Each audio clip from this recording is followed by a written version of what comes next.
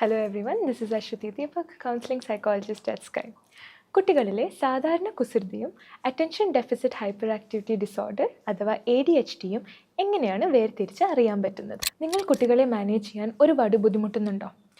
ADHD ഉള്ള കുട്ടികളിൽ പലപ്പോഴും കണ്ടുവരുന്ന കുറച്ച് കാര്യങ്ങളാണ് ഇന്നിവിടെ നമ്മൾ ഡിസ്കസ് ചെയ്യാൻ പോകുന്നത്.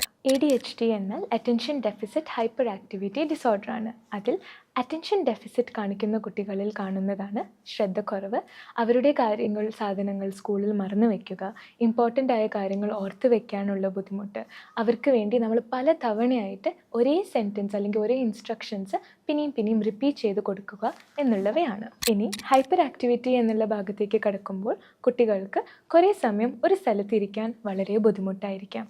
അവരുടെ കളികളും പ്രവൃത്തികളും നമുക്ക് കൺട്രോൾ ചെയ്യാൻ പറ്റാതെ വരുന്നതും, അവരുടെ കെയർലെസ്നെസ് കാരണം ഫ്രീക്വൻ്റ് ആയിട്ട് ഇഞ്ചുറീസ് ഫേസ് ചെയ്യുക, കൂടാതെ ക്യൂ അല്ലെങ്കിൽ വെയിറ്റ് ചെയ്യാൻ അവർക്ക് വളരെ ബുദ്ധിമുട്ടായിരിക്കും. ഇതൊക്കെ പെട്ടെന്ന് നോട്ടീസ് ചെയ്യുന്ന സിംറ്റംസ് ആണ്.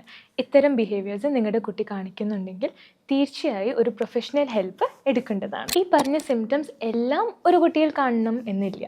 ചില സിംറ്റംസ് ഡോമിനേറ്റ് ആയിട്ട് നിൽക്കാനും സാധ്യതകളുണ്ട്. നിങ്ങൾ ഓർക്കേണ്ട ഒരു കാര്യം, കുട്ടികൾ വളർന്നു വരുന്ന ഒരു പ്രായമാണ്. സ്വാഭാവികമായി ചെറിയ കുസൃതികളും വാശികളും എല്ലാം ഉണ്ടാവും. അതുകൊണ്ട് തന്നെ എല്ലാ കുസൃതിയും ADHD ആവണം എന്നില്ല. ഇനി ADHD ആണ് എന്ന് തിരിച്ചറിയാതെ കുട്ടികളെ പണിഷ് ചെയ്യുന്നതും അതവർക്കൊരു നെഗറ്റീവ് ഇമ്പാക്റ്റ് ഉണ്ടാക്കാം.